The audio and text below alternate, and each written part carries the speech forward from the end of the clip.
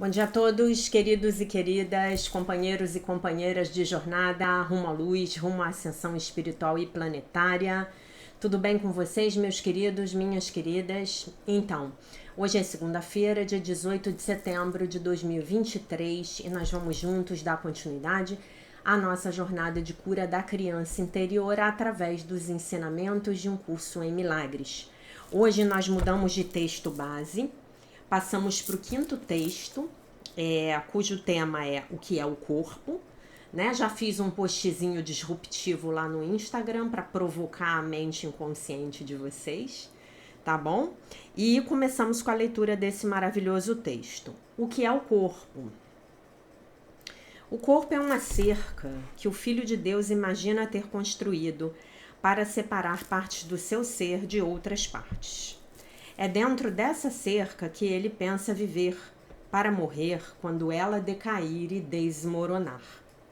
Pois no interior dessa cerca, ele pensa estar a salvo do amor. Identificando-se com a própria segurança, ele considera ser aquilo que é a sua própria segurança, né? Então é mais ou menos assim. É como se eu estivesse dirigindo um carro e esse carro me protege do ambiente exterior e eu começo a achar que eu sou o carro, né? E não que eu estou dentro do carro tendo uma experiência e, em teoria, tendo que dirigir aquele carro, né? Eu mesmo. Muito bem. De que outro modo poderia ele ter certeza de permanecer dentro do corpo, mantendo o amor do lado de fora? O corpo não perdurará, mas isso ele vê como uma dupla segurança, pois a impermanência do Filho de Deus é uma prova, entre aspas, de que as suas crenças funcionam e cumprem a tarefa que a sua mente lhes designou. Pois, se a sua unicidade ainda permanecesse intocada, quem poderia atacar e quem poderia ser atacado? Quem poderia ser vitorioso? Quem poderia ser sua presa? Quem poderia ser vítima? Quem o assassino? E se ele não morresse, que prova haveria de que o eterno Filho de Deus pode ser destruído? O corpo é um sonho. Como outros sonhos, ele às vezes parece retratar a felicidade, mas pode retroceder subitamente para o medo, onde nascem todos os sonhos. Pois só o amor cria em verdade, e a verdade nunca tem medo. Feito para ter medo, o corpo tem que servir ao propósito que lhe é dado. Mas podemos mudar o propósito ao qual o corpo obedecerá, mudando o nosso pensamento quanto ao que ele serve. O corpo é o meio pelo qual o Filho de Deus retorna à sanidade. Apesar de ter sido feito para cercá-lo irremediavelmente no inferno, a perseguição do inferno foi trocada pela meta do céu. O Filho de Deus estende a mão para alcançar o seu irmão e para ajudá-lo a caminhar pela estrada junto com ele. Agora o corpo é santo, agora ele serve para curar a mente que ele tinha sido feito para matar. Então nós precisamos nos lembrar aqui daquele conceito central que nós revisamos lá no início do ano, nas primeiras lições da jornada de cura da criança interior, quando nós lemos aquele livro do Dr. Kenneth Wapnick, né, sobre sexo e dinheiro. Nós precisamos nos lembrar que o corpo é neutro, não é isso? O corpo é neutro, né? Tudo na forma é neutro, né? A grande questão é qual o propósito que eu vou escolher atribuir ao corpo, ao meu carro, à minha vida sexual, enfim, né? Tu te identificarás com aquilo que pensas ser a tua segurança. O que quer que seja, acreditarás que és um com ela. A tua segurança está na verdade e não em mentiras. A tua segurança é o amor. O medo não existe. Identifica-te com o amor e estás seguro. Identifica-te com o amor e estás em casa. Identifica-te com o amor e achas o teu ser. Então eu vou repetir essas frases falando o contrário. A tua segurança está na verdade e não em mentiras, né? A tua segurança está no Espírito Santo e não no ego. A tua segurança é o Espírito Santo. O medo não existe. Identifica-te com o ego e não estarás seguro. Identifica-te com o ego e não estarás em casa. Identifica-te com o ego e nunca encontrarás o teu ser. Será impossível, ok? Muito bem, aí nós passamos para a lição do dia, que é a lição de número 261, que declara: Deus é o meu refúgio e a minha segurança, né? Então hoje é um belo dia para que a gente reze novamente o Salmo 91, tá? Essa lição de hoje ela é totalmente Salmo 91. Deus é o meu refúgio e a minha segurança, tá? De repente até vou ler o Salmo aqui com vocês, né? Vamos fazer uma leitura do Salmo? Deixa eu ver onde é que tá a minha Bíblia. Tá aqui.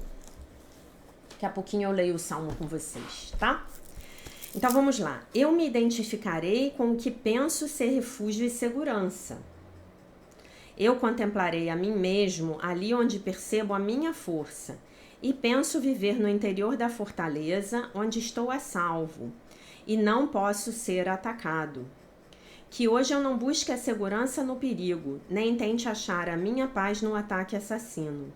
Eu vivo em Deus. Nele acho o meu refúgio e a minha força.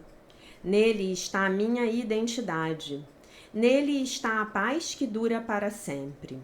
E somente lá lembrar-me-ei de quem realmente sou. A oração. Que eu não busque ídolos. Meu Pai, hoje quero voltar para casa em ti. Escolho ser tal como me criaste e achar o filho que criaste como o meu ser, tá? Então, como a gente vai praticar a lição com a criança interior hoje? Eu vou praticar junto com vocês agora. Deus é o meu refúgio e a minha segurança. Então, vou pedir a você para fechar os olhos e visualizar um momento no qual a sua criança ela tem estado assim bem assustada, né? Ela lá no seu passado, ela estava com muito medo, ela estava muito assustada. Olha, me veio uma imagem aqui muito clara. E eu vou rezar o Salmo 91 com você e você vai ouvir repetindo as palavras com a sua criança, tá? Tá até velhinho aqui, meu Deus do céu, de tanto que eu rezei esse salmo. Nossa, já tá com durex aqui na Bíblia, ó. Deixa eu mostrar pra vocês a durex. Aqui, ó. De tanto que eu rezei, a página mais consultada dessa Bíblia. Então, a segurança daquele que se refugia em Deus. Salmo 91. Em algumas Bíblias é 90, tá? Aquele que habita no esconderijo do Altíssimo, à sombra do Onipotente descansará. Direi do Senhor: Ele é o meu Deus, o meu refúgio, a minha fortaleza, e nele confiarei. Porque ele te livrará do laço do passarinheiro e da peste perniciosa. Ele te cobrirá com as suas penas, e debaixo das suas asas estarás seguro. A sua verdade é escudo e broquel. Não temerás espanto noturno, nem seta que voe de dia, nem peste que ande na escuridão, nem mortandade que assole ao meio-dia. 1000 cairão ao teu lado e 10.000 à tua direita, mas tu não serás atingido. Somente com os teus olhos orarás e verás a recompensa dos ímpios. Porque tu, ó Senhor, és o meu refúgio. O Altíssimo é a tua habitação. Nenhum mal te sucederá, nem praga alguma chegará à tua tenda. Porque aos seus anjos dará ordem a teu respeito, para te guardarem em todos os teus caminhos. Eles te sustentarão nas suas mãos, para que não tropeces com o teu pé em pedra. Pisarás o leão e o áspide, calcarás aos pés o filho do leão e a serpente. Pois que tão encarecidamente me amou, também eu o livrarei. Poloei num alto retiro, porque conheceu o meu nome. Ele me invocará, e eu lhe responderei. Estarei com ele na angústia, livrá-lo-ei e o glorificarei. Dar-lhe-ei abundância de dias e lhe mostrarei a minha salvação. Uma coisa que eu fiz durante uma época da minha vida, eu rezava esse salmo,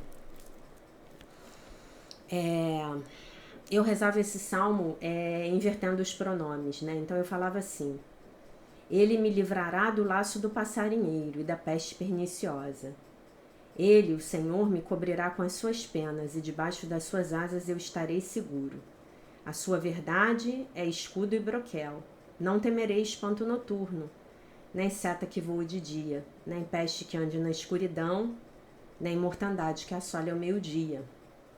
1000 cairão ao meu lado e 10.000 à tua direita, à minha direita, mas eu não serei atingida. Porque tu, ó Senhor, és o meu refúgio e o Altíssimo é a tua habitação. Nenhum mal me sucederá e nem praga alguma chegará à minha tenda.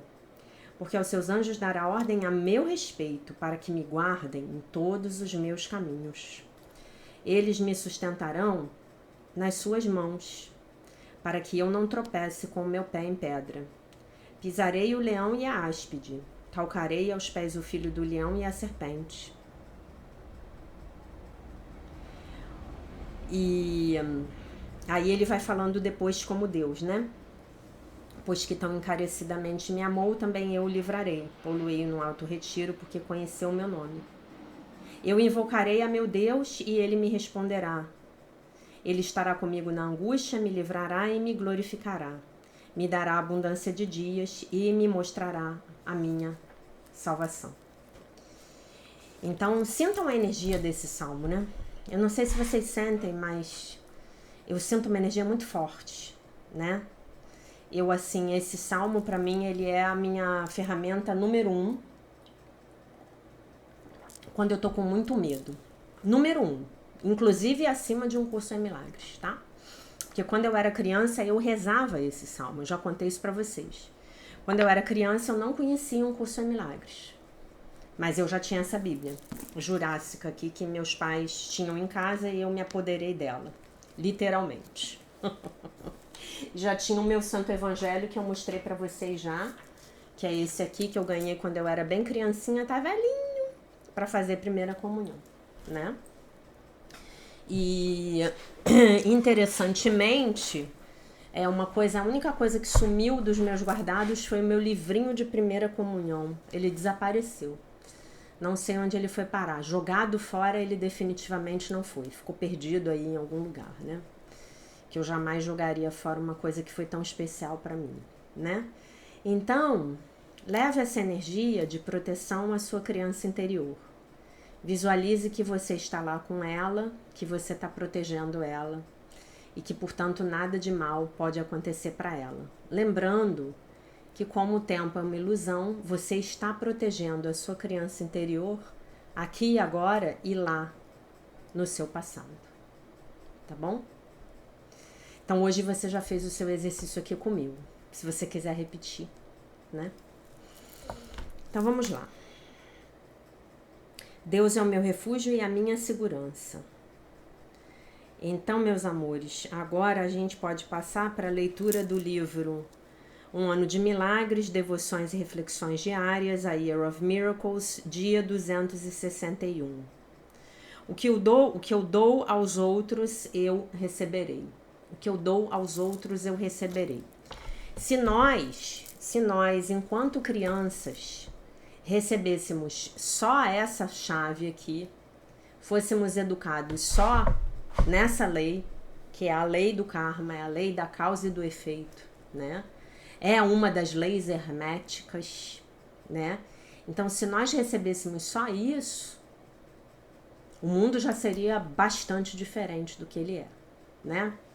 Se nós todos pudéssemos pautar nossas vidas diariamente, por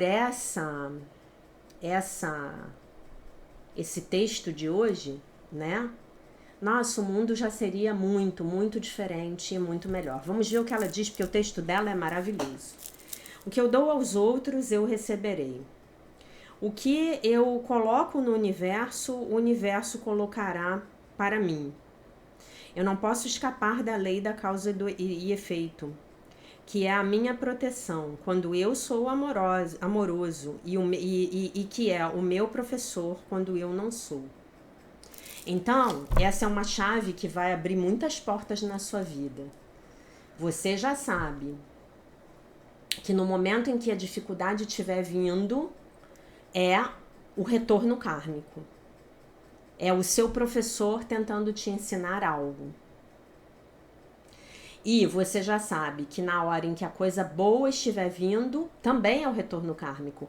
É o amor voltando para te abençoar. Porque em algum momento você entregou o amor anteriormente, né? Então esse amor ele está sendo devolvido para você, tá?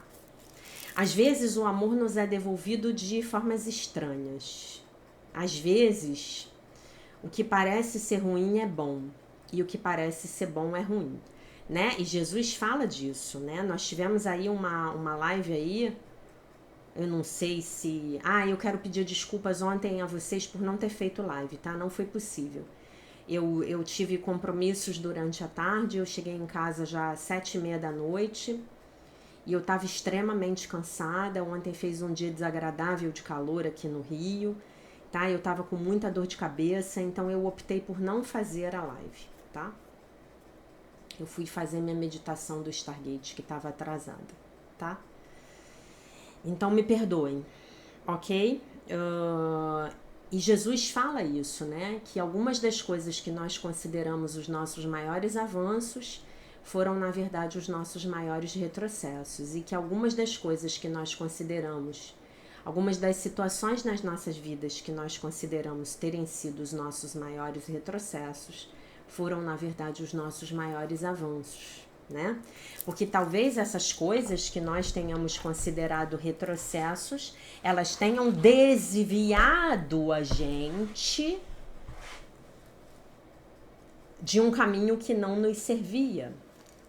Então foram elas que nos colocaram nos trilhos novamente, né? E aqui falando para vocês me veio uma imagem clara de uma situação na minha vida que o resultado foi exatamente esse. Voltar para os trilhos. Hoje eu escolho ser generoso porque a generosidade é algo do meu próprio interesse. O que eu dou aos outros eu recebo. Hoje eu não serei tentado a negar, ainda que subitamente, as formas através das quais eu retiro o amor que tenho pelos outros. Eu não vou fingir confusão a respeito da gênese dos eventos desafortunados na minha vida. Quando eu sei no meu coração aquilo que eu fiz e aquilo que eu não fiz para causá-los. Eu espio os meus erros. Espio no sentido de pedir pela correção, tá, meus amores? Não vão achar que a gente está falando aqui de sacrifício, não. É expiação no sentido de um curso em milagres, tá?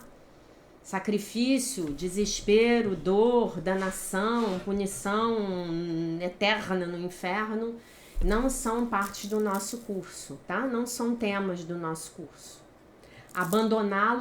Abandonar essas ideias, sim, é parte integrante do nosso curso.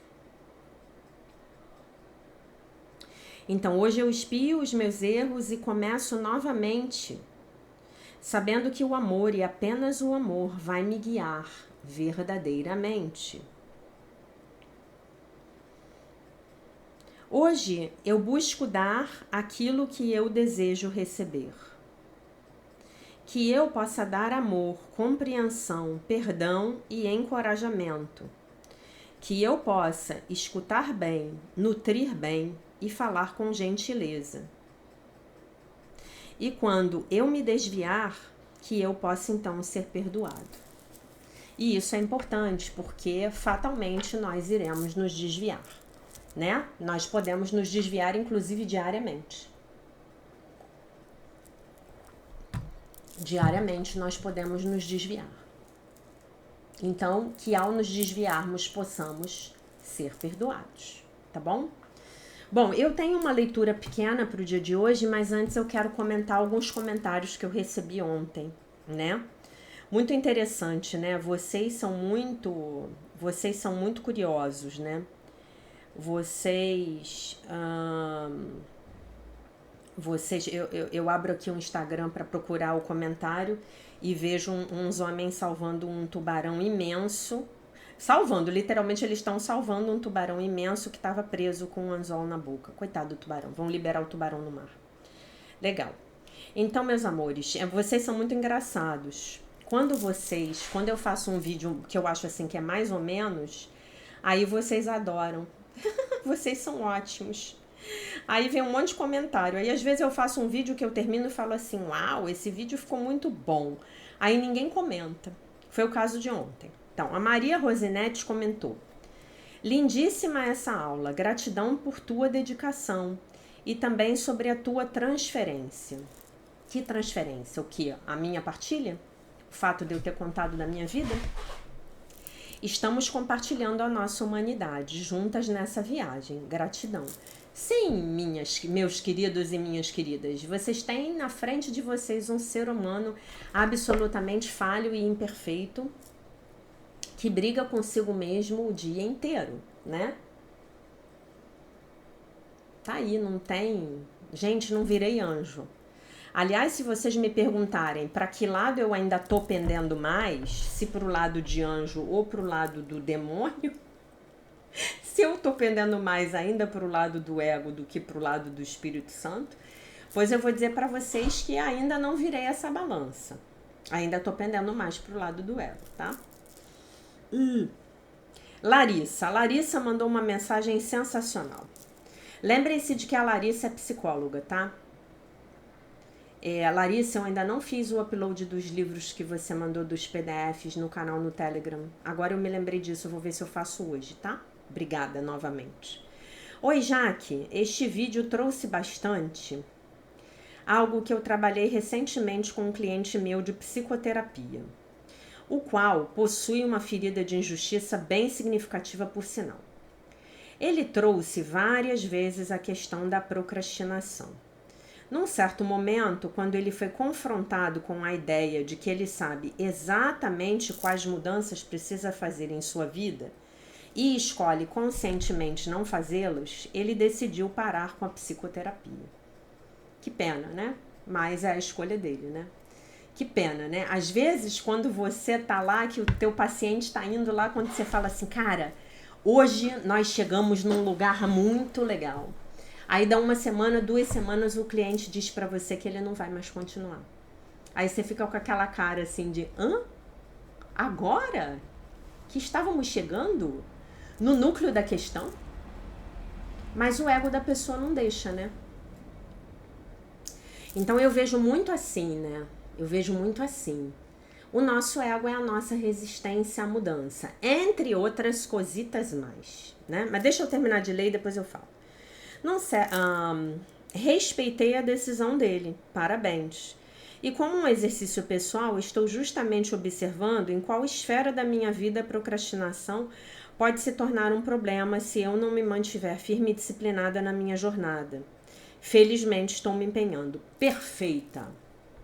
Perfeita, Larissa. Você está sendo perfeita. Esse é o meu ponto de vista. Quando o meu cliente me traz uma coisa para a qual ele não está querendo olhar, eu falo assim para mim, por que eu não tô querendo olhar para isso na minha vida? Exatamente isso. Nossa, você foi... Nossa, nota 10, nota 10, nota 10. Você deve ser uma super psicóloga, tá? Lembrando, gente, que a Larissa, em algum momento aí, ela se ofereceu a dar consultas a preços módicos aos nossos colegas alunos do canal, tá? Tudo é ensinamento. Ela botou assim, a vida é urgente, tudo é ensinamento. Grata por hoje, um beijo e um coração. É isso. Tudo é ensinamento e a vida é urgente. Engraçado, né? Ontem eu conversando com umas amigas, eu falei exatamente isso para elas. Eu falei, gente, a vida não espera. A vida não espera. Nós precisamos tomar essas decisões e logo. Mas, com relação ao seu cliente, Eu vou dar aqui uma de advogada dele, né? Às vezes, Larissa, o nosso ego, ele é tão insidioso, que ele nos impede de fazer aquela mudança que nós sabemos que nós precisamos fazer. Como, por exemplo, levantar mais cedo, né? Hoje eu tô nessa luta. Levantar cedo para mim é uma dificuldade. Mas eu acho também que cada vez que eu falo que levantar cedo para mim é uma dificuldade, eu reforço essa ideia, né? Então, assim, tem hábitos na minha vida que eu quero tirar e que só por hoje, como a gente diz nos Alcoólicos Anônimos, eu ainda não consegui, né? Então, comer menos açúcar, eu não vou dizer para vocês parar, né? Que eu não sou boba. Mas comer menos açúcar, levantar mais cedo. Levantar cedo. E ir dormir mais cedo, né? Eu gostaria hoje de levantar 6 horas da manhã e ir dormir às 10 horas da noite. É o que eu gostaria de fazer, né? A minha vida está organizada para levantar às 7h30, 8 horas e ir dormir meia-noite. Dificilmente eu passo de meia-noite. Mas eu sei que esse não é o ciclo mais saudável para o meu corpo, né? E eu sei também que quando eu me levanto mais cedo, eu aproveito melhor as minhas práticas matinais. A minha lição de U100, a minha meditação, a minha prática de yoga. Agora, como eu ainda estou me recuperando do entorse no meu pé, eu estou sem ir à academia já tem 2 meses. Essa semana faz 2 meses que eu não piso na minha academia, né? Então eu estou fazendo yoga de manhã. A yoga é uma prática da manhã, né? E inclusive, se você não sabe, a yoga é a prática, se vocês não sabem, a yoga física, né? Ela prepara a mente para receber a meditação. Normalmente eu não consigo fazer a yoga e depois meditar. Normalmente eu medito e depois faço a yoga. Mas tudo bem, né? E a gente tem coisas que a gente sabe que precisa se disciplinar. Uma outra coisa que eu preciso me disciplinar é passar menos tempo nas redes sociais, né? Enfim. Esse excesso de informação também nos consome muito. Então eu vou te dar uma sugestão. Eu não sei se é possível para você dar essa sugestão para o seu cliente, mas se ele fosse meu cliente, é que para mim é difícil falar porque os meus clientes são meus alunos de um curso em milagres, né? Quase na sua totalidade. Mas eu ofereceria para ele a possibilidade de treinar a mente fazendo os exercícios. E aí, quem sabe, ele não tem a força necessária para fazer as mudanças das quais ele precisa e que agora efetivamente ele já sabe que ele precisa dessas mudanças, tá? Eu queria te agradecer pelo seu comentário. A Isabel Marim botou assim: sim, as artimanhas do ego. Quando a tristeza chega e por vezes conscientemente nem sei o motivo, vou para dentro de mim, aceito, me silencio e me agarro com Jesus. Entro em outra sintonia e o alívio chega. Exatamente isso. Obrigada, você é querida, amada, luz e paz para todos nós. Coraçãozinho, tá? Aí vem a Denise Helena. Suas aulas sempre tão incríveis e certeiras. Obrigada, Denise. São seus olhos crísticos e ouvidos crísticos. Sobre as dores emocionais, passei no Natal do ano passado. Passei sozinha em casa, assistindo o filme de Jesus e chorando sem razão aparente o dia todo.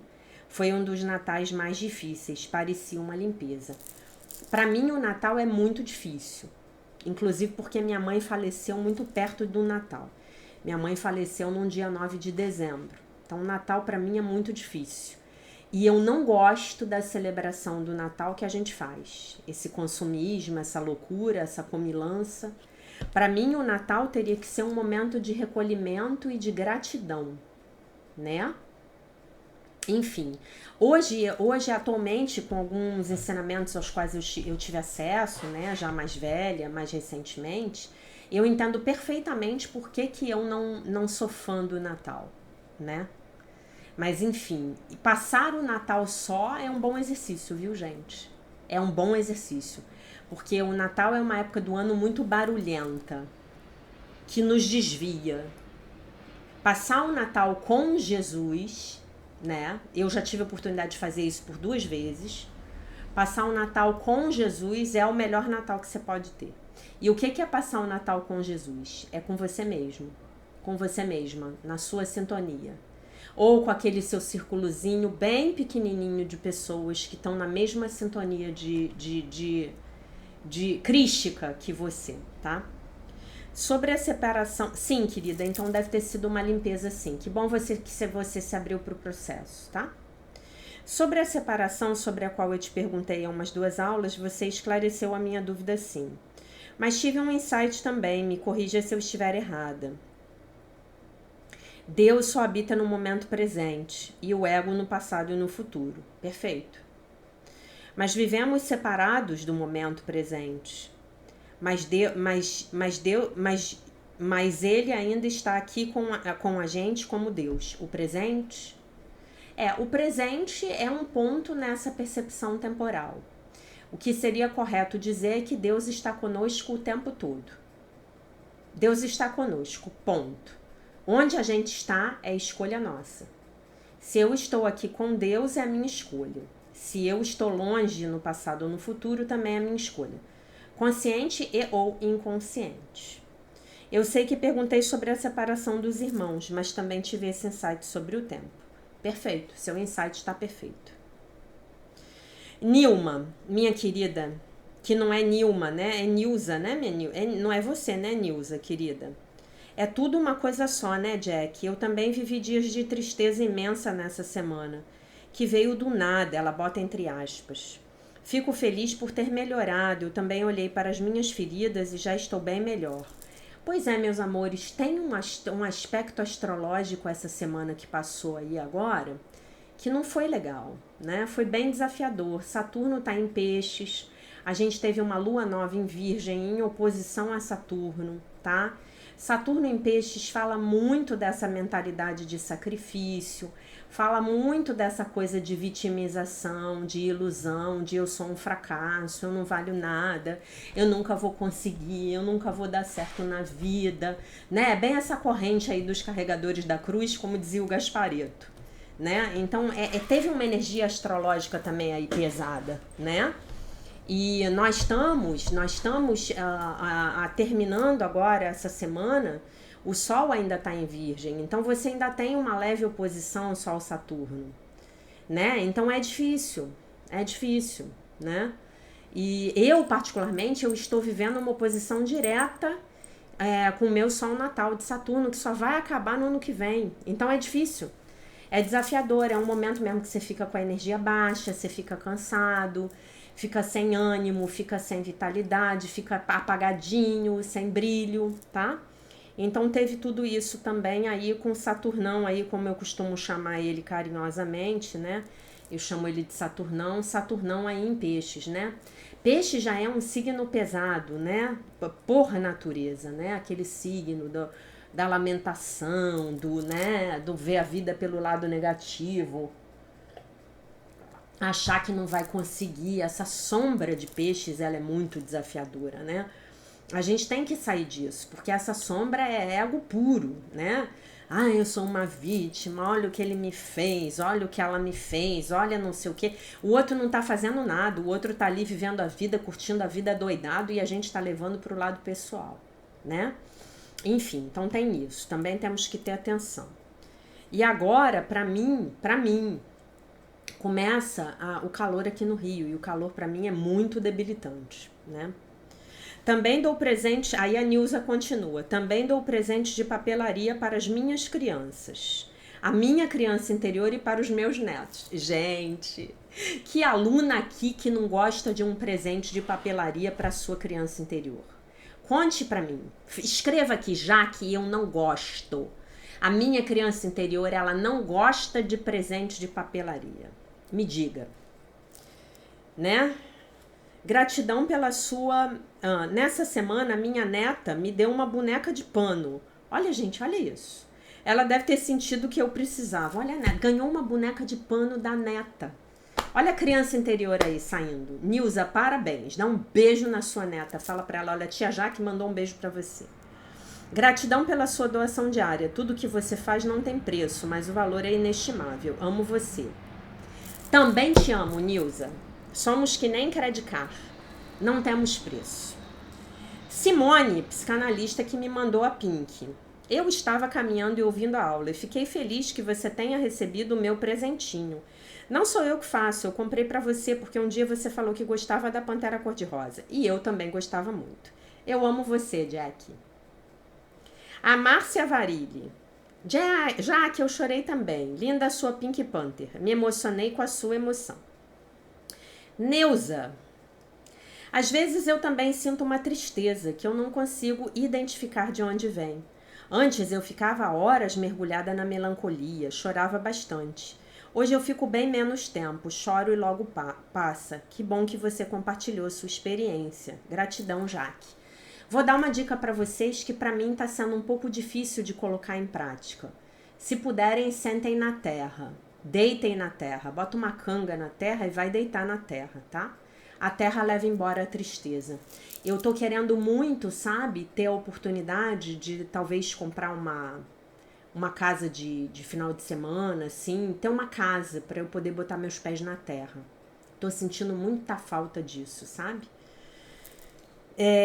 Aí a Simone botou, Jack, eu estou caminhando e absorvendo cada palavra, gratidão. Renata Martins, eu também te amo, muito obrigada. Laura Fabres, 10 coraçõezinhos.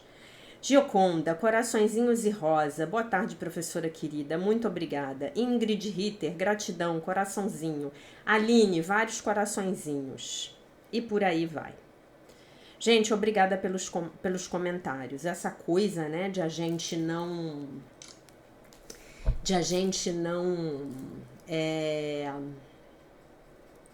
se permitir sentir a tristeza, né? Como é bom a gente poder se abrir para sentir a tristeza, né? Como é bom a gente se dar permissão, né? Como é bom. Como é bom. É tudo muito bom. É tudo muito bom.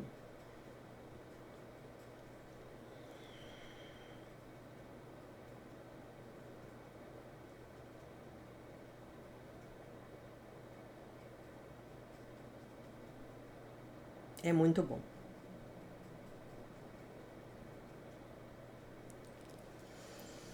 Vamos lá. Eu vou ler um texto aqui para vocês.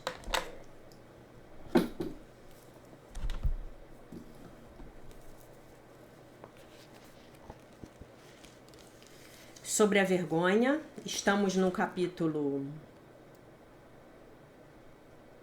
1, Curando a Vergonha, do livro Curando a Vergonha que te impede de viver. E aí ele vai falar sobre as múltiplas faces da vergonha, tá? E aí eu vou ler 2 sessões aqui, tá? A vergonha como codependência. Muito já foi escrito sobre a codependência. Todos estão de acordo que ela diz respeito à perda da individualidade. A codependência é uma condição na qual não temos vida interior. A felicidade está do lado de fora. Os bons sentimentos e a autoafirmação situam-se no exterior. Eles nunca podem ser gerados a partir do interior. Pia Mellody, uma grande autora que fala do assunto, define a codependência da seguinte maneira: um estado doentio através do qual o eu autêntico é mantido oculto, de modo que o senso do eu, de significado, de estima e de ligação com as outras pessoas é distorcido, gerando dor e relacionamentos distorcidos. Não existe uma diferença significativa entre essa definição e a maneira como eu descrevi a vergonha internalizada. Eu acredito que a vergonha internalizada seja a essência da codependência.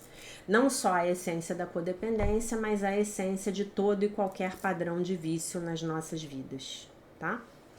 E a gente já vai saber exatamente o motivo disso. A vergonha como personalidade limítrofe. Aí ele está falando dos transtornos de personalidade borderline. O autor Kaufman considera que muitas das categorias de doenças emocionais definidas no DSM, né, que é digamos assim, a lista oficial das psicopatologias, né, identificadas, né? Ele fala do DSM-3, a gente já está no 5. Tem origem na vergonha neurótica. Parece óbvio que alguns desses tipos de distúrbios estejam relacionados com síndromes de vergonha. Entre eles estão a personalidade dependente, a depressão clínica, os fenômenos esquizoides e a personalidade limítrofe, né? Que hoje é mais conhecida como borderline, mas é a mesma coisa. Na verdade, limítrofe é a palavra correta, é a tradução correta de borderline para o português. Minha convicção pessoal é que a vergonha tóxica é um conceito unificador do que é constantemente um labirinto de definições e distinções psicológicas. Apesar de perceber que os tipos de distinção etiológicas detalhadas oferecidas pela conceitualização acurada e precisa encerram um valor clínico e psicoterapêutico, eu também considero que parte disso é contraproducente. Né? Ficar separando demais. Não, você é X, ele é Y, ele é Z. Aquele outro é X com um pouco de Y e um pouco de Z, né? Aí a gente perde o ser humano, né?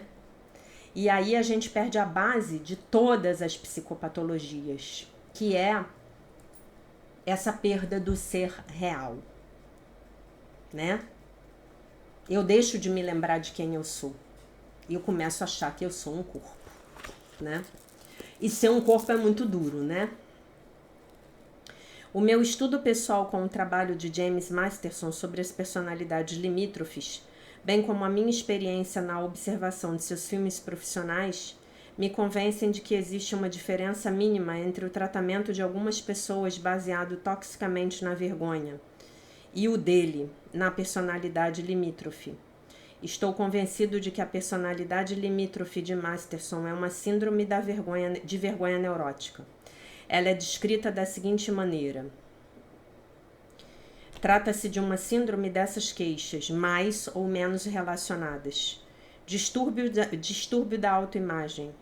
Dificuldade de identificar e expressar os próprios pensamentos, desejos e sentimentos e autoestima autônoma reguladora. Dificuldade de autoafirmação. E, por fim, a vergonha como essência do combustível de todo vício. Lembrando que, né, eu até fui eu que escrevi aqui, há 20 anos quando eu li esse livro. A codependência é o vício no outro, né? Nos relacionamentos. Então, eu sou codependente do meu marido, que é um alcoólatra, né? Então, a minha doença é querer controlar o meu marido, é querer impedir que ele beba, é querer que ele pare de beber, tá? Então, o meu vício é controlar o outro. E o vício do outro é a bebida, mas é também uma tentativa de controlar o próprio vício, o ato de beber, tá? A vergonha tóxica é a origem e o combustível de todos os comportamentos compulsivos e viciadores. Minha definição prática geral do comportamento compulsivo viciador é um relacionamento patológico com qualquer experiência que modifica a disposição de ânimo, que tenha consequências que danifiquem a vida. O impulso em qualquer vício diz respeito ao eu fragmentado, a crença de que somos pessoas imperfeitas. O conteúdo do vício, seja ele de ingestão ou atividade, como o trabalho, o comprar compulsivo ou o jogo, é uma tentativa de manter um relacionamento íntimo. A pessoa viciada em trabalho, com o seu trabalho, ou o alcoólatra com a bebida, estão tendo um caso amoroso. Cada disposição de ânimo se altera para evitar o sentimento de solidão e dor no lado oculto da vergonha. Cada viciado, ao agir, cria consequências que danificam a vida, que por sua vez geram mais vergonha. A nova vergonha alimenta o ciclo do vício. A vergonha internalizada alimenta o processo do vício, E os vícios geram mais vergonha, nos tornando ainda mais baseados e afundados na vergonha. A isso chama-se de círculo vicioso. Eu costumava, ele está falando dele, John Bradshaw, eu costumava beber para resolver os problemas causados pela bebida.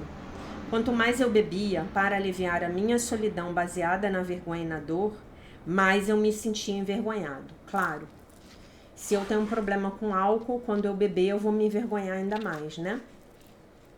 Se eu tenho um vício em sexo, quanto mais eu procurar relações casuais para eu aliviar a minha dor, mais vergonha eu vou ter disso, né? A vergonha gera a vergonha. O ciclo começa com um falso sistema de crenças que todos os viciados possuem, ou seja, que ninguém poderia querê-los ou amá-los como são. O mais curioso disso é que algumas das pessoas com mais vícios que eu já conheci na minha vida eram as pessoas mais aparentemente autoconfiantes, né? Assim, autoconfiantes, não vou dizer autoconfiantes, eu acho que talvez não seja um bom adjetivo, mas assim, as pessoas que aparentavam ter uma autoestima maior, né? Aquele padrão do narcisista que se acha o máximo, que é melhor do que todo mundo, tá muito, né? É muito uma sobrecompensação, lembrando do que a gente falou semana passada sobre a sobrecompensação, dessa vergonha muito tóxica, né? Então, assim, ninguém pode... É impossível alguém me amar pelo que eu sou. Com efeito, os viciados não conseguem se amar. Então, se você tiver um viciado na sua família, lembre-se disso. Eles são objetos de desprezo para si mesmos. Lembre-se disso. Essa vergonha profundamente internalizada dá origem ao pensamento distorcido. Este último pode ser reduzido à crença de que eu ficarei bem se eu beber, comer, fizer sexo, ganhar mais dinheiro, trabalhar mais, etc. A vergonha nos transforma naquilo que Kellogg denominou um fazer humano, em vez de um ser humano. O valor é medido pelo exterior, nunca no interior.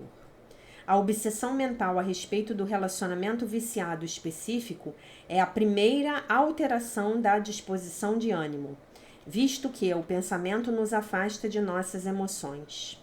Depois de ficarmos obcecados durante algum tempo, tem lugar a segunda alteração da disposição de ânimo. Trata-se da representação ou do estágio ritualístico do vício. O ritual pode envolver beber com os amigos, comer secretamente em nosso esconderijo predileto ou sair em busca de sexo. O ritual termina em embriaguez, saciedade, orgasmo, gastar todo o dinheiro que temos ou qualquer outra coisa. Segue-se então o sentimento de vergonha por causa do nosso comportamento e as consequências que causam dano à vida. A ressaca, a infidelidade, o sexo degradante, a carteira vazia, uma doença venérea. A meta-vergonha é um deslocamento do afeto, uma transformação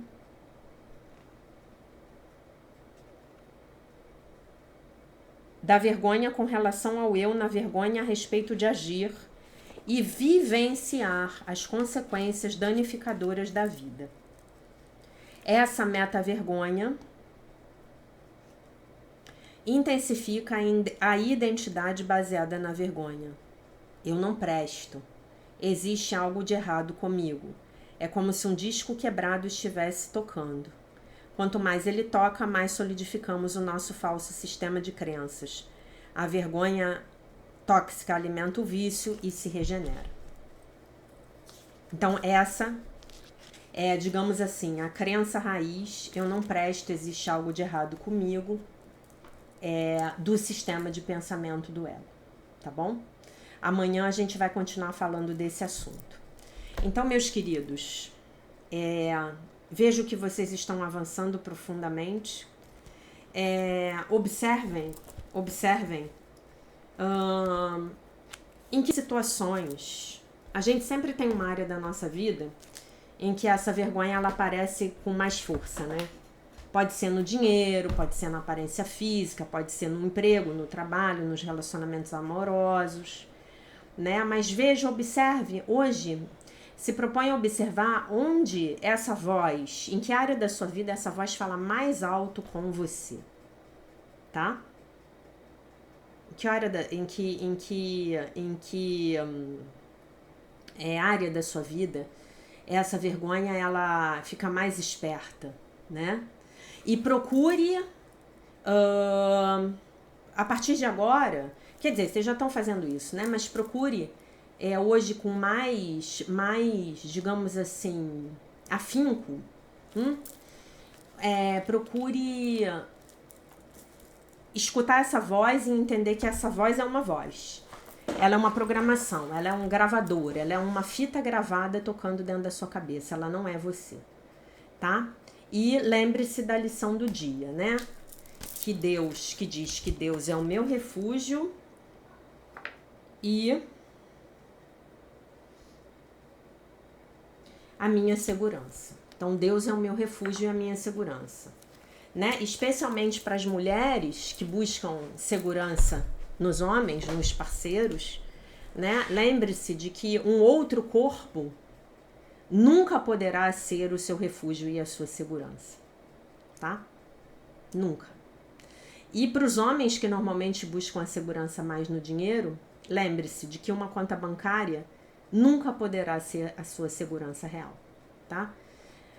O nosso refúgio verdadeiro e a nossa segurança verdadeira residem nele, no Todo-Poderoso. E só, apenas nele, tá bom? O resto, conversa do ego. Tá bom, meus amores? Então eu deixo vocês com a paz de nosso Senhor Jesus Cristo, com um beijo imenso. E se Deus quiser, nós nos vemos novamente amanhã.